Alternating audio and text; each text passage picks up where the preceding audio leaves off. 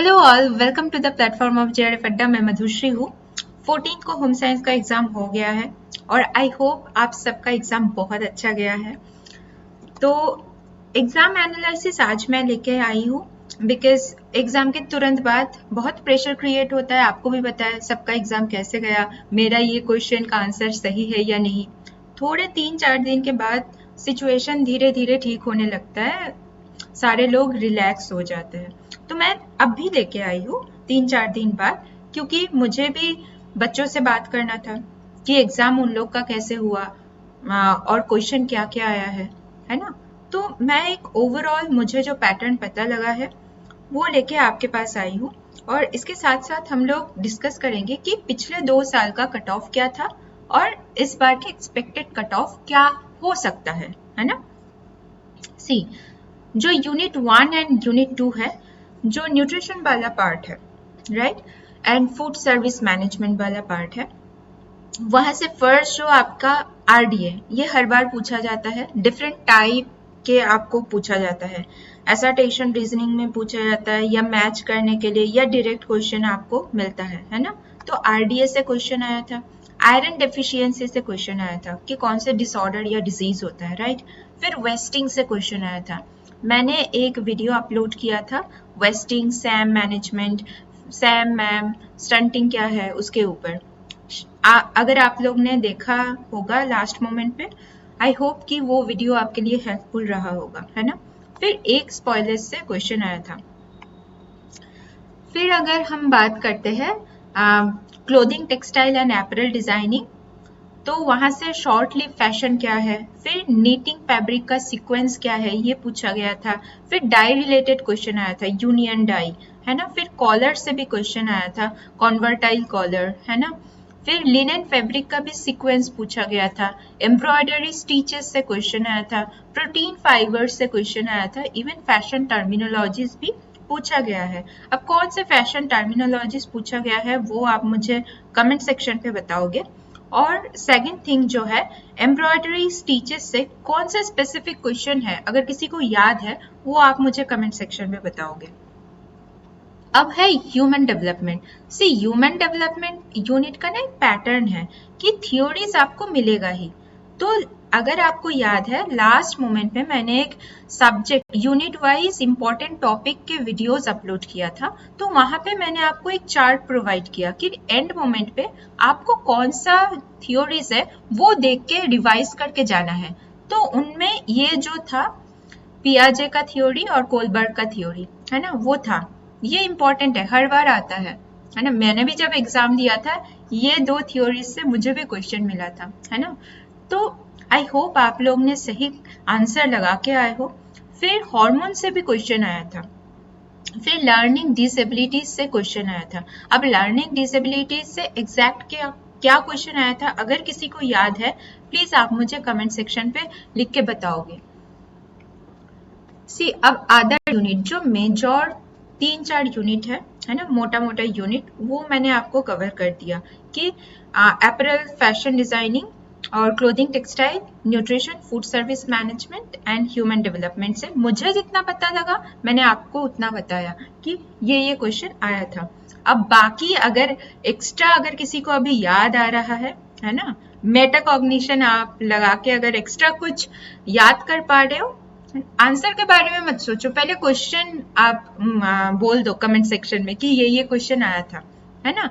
Answer उतना मतलब अगर आपको ऑप्शन याद है तो बहुत बढ़िया बात है, आप वो भी ड्रॉप कर सकते हो कमेंट सेक्शन में, पर पहले क्वेश्चन पता लग जाए कि पूछा क्या गया था एग्जैक्ट। तो कमेंट सेक्शन में आप ड्रॉप करके बताना मैंने जो आपको आगे बोला है कि कौन से लर्निंग डिसेबिलिटीज के क्वेश्चंस आए थे। इवन आपके ये अपैरल डिजाइनिंग, टेक्सटाइल से, जैसे एम्ब्रॉयडरी स्टिचेस से कौन से स्पेसिफिक स्टिच के ऊपर क्वेश्चन पूछा गया था, फैशन टर्मिनोलॉजी से कौन से एग्जैक्ट क्वेश्चन पूछा गया, अगर आपको याद है प्लीज आप कमेंट सेक्शन में वो ड्रॉप कीजिए। सी नाउ, अदर यूनिट से क्या क्वेश्चन आया था, लीडरशिप ओरिएंटेड क्वेश्चन आया था, मार्केटिंग प्रोडक्शन सिस्टम से क्वेश्चन आया था, मैनेजमेंट का स्टेप आया था, इवन सस्टेनेबल डेवलपमेंट गोल से भी क्वेश्चन पूछा गया था, कल्चरल डांसेस डिफरेंट स्टेट्स का पूछा गया था, है ना, नुक्कड़ नाटक, इवन यक्षगना, है ना, आई थिंक ये पूछा गया था।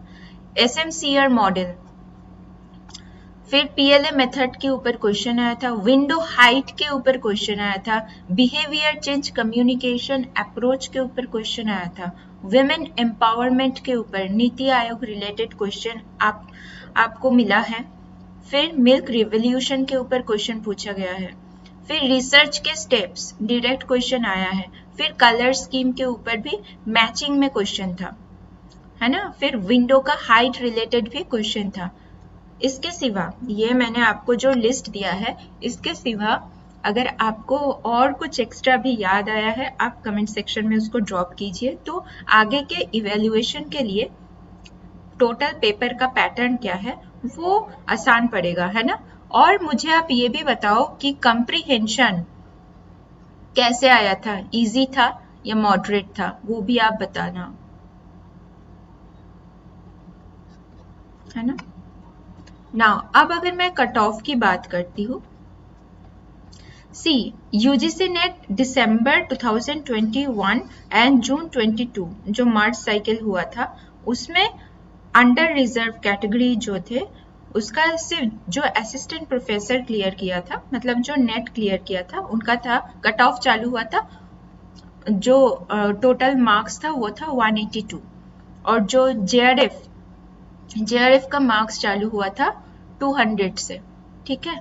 अब ईडब्ल्यूएस में वो था 162 और जेआरएफ के लिए था 184, और ओबीसी के लिए था 162, अब जेआरएफ के लिए था 182, और एससी के लिए था 150 और जेआरएफ के लिए था 176। सेम एससी और एसटी सेम था, ठीक है। ये था यूजीसी नेट दिसंबर 2021 और जून 22 जो मार्च साइकिल हुआ था उसका कट ऑफ, ठीक है। अब अगर ये जो पेपर है होम साइंस के, इसका अगर मैं लेवल का बात करती हूँ तो ये था मॉडरेट टू हार्ड, है ना। अब अगर मैं अभी जो फरवरी में एग्जाम हुआ था होम साइंस का, अगर उसका मैं बात करूं, ये जो नेट असिस्टेंट प्रोफेसर का क्लियर का जो स्कोर था वो था 180, और जो नेट जेआरएफ का स्कोर था वो था 208। ईडब्ल्यूएस का अगर मैं बात करूं तो आपका स्कोर था 164 for assistant professor, net JRF का था 200। ओबीसी का अगर मैं बात करूं 162 था आपके असिस्टेंट प्रोफेसर पासिंग स्कोर, और नेट जेआरएफ का था 188। एससी का था 152 और नेट जेआरएफ का था 186। एसटी का था 156 और नेट जेआरएफ का था 182, ठीक है। अब गौर कीजिएगा डिफरेंस में, ठीक है। डिफरेंस इन द सेंस जो असिस्टेंट प्रोफेसर है और जो जेआरएफ है उसके नंबर के डिफरेंस, है ना। जैसे 182 था सिर्फ असिस्टेंट प्रोफेसर स्कोर था क्लियर करने का, जेआरएफ का कितना था 200 था, डिफरेंस कितना है 18। सेम वे में ईडब्ल्यूएस का जो डिफरेंस था जेआरएफ असिस्टेंट प्रोफेसर में वो था 22। अब ओबीसी में जो था डिफरेंस वो था 20 मार्क्स के, जो एससी एसटी में था वो बोथ एससी एसटी में था 26 मार्क्स के, राइट। अब अगर मैं फरवरी 2023 की बात करूं, अब देखना इसका जो पेपर का लेवल था ये था इजी टू मॉडरेट, है ना। तो यहाँ पे जो कट ऑफ है वो नेट के लिए कम हुआ है, पर जो जेआरएफ है उसके लिए हाई हुआ है। जेआरएफ गिने चुने कुछ बच्चों को ही मिलता है, राइट। तो हमेशा जेआरएफ का कट ऑफ इंक्रीज ही होता है। अब उसके बाद मैं डिस्कशन करूंगी कि सेफ स्कोर क्या है। आप कौन से स्कोर, अगर आपके मान लो 185 आ रहा है या 200 आ रहा है, कौन से स्कोर के लिए आप सेफ स्कोर मानोगे फॉर नेट एंड जेआरएफ, ठीक है। अब देखो ईडब्ल्यूएस में कितना डिफरेंस था 36 मार्क्स का, है ना, सबसे हाईएस्ट था ईडब्ल्यूएस में। 164 में असिस्टेंट प्रोफेसर क्लियर करने का स्कोर था और जेआरएफ के लिए था 200। तो इन दोनों में स्कोरिंग का कितना डिफरेंस था? 36। ओबीसी में 162 और 188, टोटल 26 मार्क्स का था। एससी में कितना था? 34 मार्क्स का, और एसटी में कितना था? 26 मार्क्स का। अब ये जो कट ऑफ डिसाइड होता है, ये दो चीज पे होता है कि कितने बच्चे अपीयर किए हैं एग्जाम के लिए,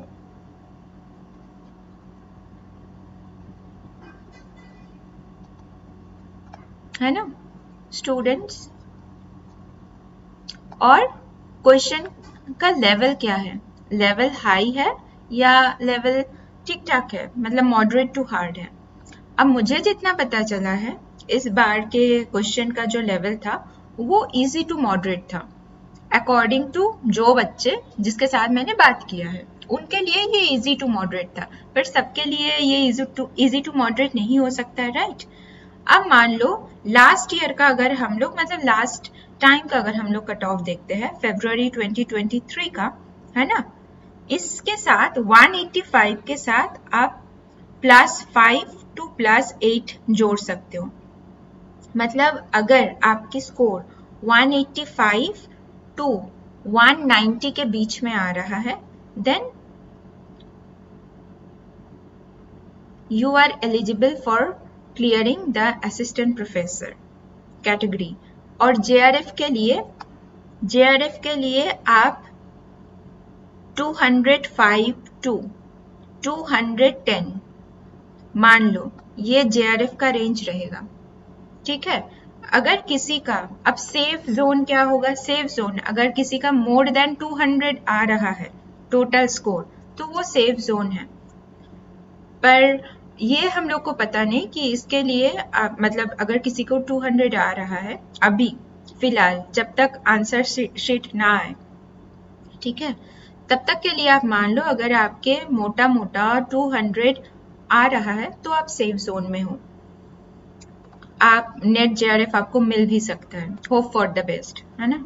अब इसके साथ हर स्कोर के साथ आप +5 to 8 जोड़ लेना, ठीक है, जिसका 164 आया था, ठीक है, वो अपने साथ 5 + 8 जोड़ लो तो वो सेफ जोन पे हो, है ना। 200 के साथ भी 5 + 8 जोड़ लीजिएगा, फिर 162 के साथ भी 5 + 8 ऐड कर लो। अगर इतना आपका आ रहा है मार्क्स तो आप सेफ जोन में हो, ठीक है। हर स्कोर के साथ लास्ट टाइम का जो कट ऑफ है उसके साथ आप 5 + 8 जोड़ लो, अगर उतना आपका बन रहा है टोटल मार्क्स तो आप सेफ जोन में हो। तो आई होप कि आप सभी को, हम लोग JRF के लिए टारगेट लगाते हैं, है ना, तो उसके लिए अच्छे से प्रिपरेशन बहुत ज़रूरी है, इन डेप्थ प्रिपरेशन। जिनका इस बार एग्ज़ाम बहुत अच्छा गया तो कॉन्ग्रेचुलेशन, आप आगे की तैयारी कीजिए। आपको PhD कहाँ से करना है, इसके लिए भी मैं एक वीडियो सेपरेट बनाऊंगी कि कैसे आप PhD का जो टॉपिक है, पहले सिनॉप्सिस SOP देना पड़ता है, कैसे आप चूज कर सकते हो, है ना, कहाँ से आपको रेफरेंस मिलेगा और आपके इंटरेस्ट एरिया क्या है, उसके लिए मैं एक सेपरेट वीडियो बनाऊंगी। जिन लोगों को लगता है कि इस बार हमारा JRF हो जाएगा तो congratulation to all of them, आप लोग PhD का प्रिपेयर करो। जिनका एग्जाम उतना अच्छा नहीं गया है, निराश होने की कोई बात नहीं है, एग्जाम आते जाते रहेंगे, पर हमारा प्रिपरेशन सही होना बहुत ज़रूरी है, राइट। तो दिसंबर बहुत पास में है, आप लोग फिर से प्रिपरेशन चालू करो, टाइम वेस्ट मत करना, आज से ही थोड़ा बहुत पढ़ना चालू कर देना, ठीक है। प्रीवियस ईयर का क्वेश्चन लेके बैठो, पहले क्वेश्चन सॉल्व करना चालू करो, उसके साथ साथ कंसेप्ट आप रिवाइज करते हुए जाओ, अभी से एक्स्ट्रा पढ़ना चालू करो। देखो ऑप्शन क्या आ रहा है, ऑप्शन के रिगार्डिंग आप पढ़ना चालू करो, तो आपका ना जो डेप्थ है वो एकदम क्लियर हो जाएगा। सी, जो UGC नेट का सिलेबस है ये आप देख लेना, RPSC एग्जाम, UPHESC, UPPSC, जितना भी एग्जाम है असिस्टेंट प्रोफेसर के लिए, मोटा मोटा यही सिलेबस मोर और लेस होता है। तो अगर आप नेट का प्रिपरेशन आपका बहुत अच्छा है, ठीक है, आगे के नेशनल लेवल के, स्टेट लेवल का असिस्टेंट प्रोफेसर का जो एग्ज़ाम है वो आपके लिए आसानी पड़ेगा। तो इसलिए इन डेप्थ वे में पढ़ना बहुत ज़रूरी है, ठीक है। तो होप फॉर द बेस्ट। आज से प्रिपरेशन चालू करो। जो बच्चे जिनको ऑलरेडी जिनका पीएचडी के लिए आप सोच रहे हो हम लोग ज्वाइन करेंगे, वो देखो कि रिसर्च टॉपिक कैसे आप लोग चूज करोगे, है ना, सिनॉप्सिस कैसे पढ़ोगे। और जो बच्चे का एग्जाम उतना अच्छा नहीं गया, मान लो उनको लग रहा है कि जेआरएफ नहीं होगा इस बार, कोई बात नहीं, हम लोग नेक्स्ट अटेम्प्ट देंगे, है ना, जेआरएफ हो जाएगा। पर उसके लिए निराश मत होना, प्रिपरेशन आज से चालू कर दो। तो हम लोग मिलेंगे नेक्स्ट वीडियो के साथ, और तब तक के लिए all the best, take care to all of you and thank you.